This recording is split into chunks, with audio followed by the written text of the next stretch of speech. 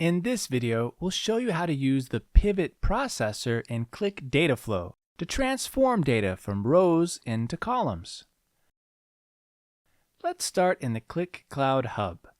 From here, click Create and create a new data flow.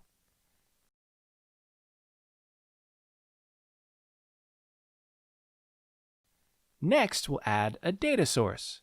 This could be a local file or a connection. For this example, we'll load a simple table containing 3 fields: product ID, attribute, and value.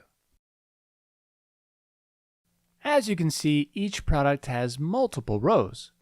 We want each product to appear only once, with its attributes such as size, color, and availability shown as separate columns.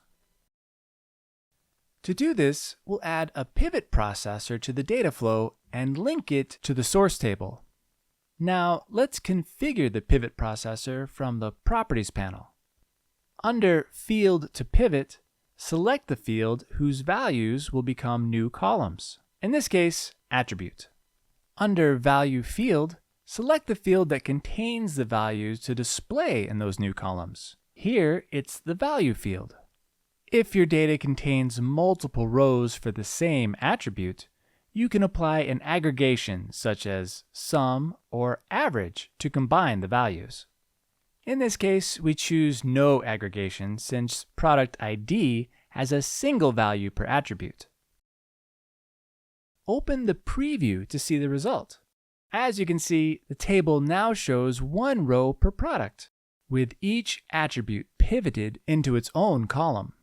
And you can now finalize the data flow by configuring how to export the resulting data. Select the space in which you want to store your file. Add a name for the file, and select one of the available extensions. In this case, QVD. When done, click Apply. Click the Run Flow button. Once the run has successfully completed, the output of your data flow can now be found in your catalog. And that concludes this video. Thanks for watching.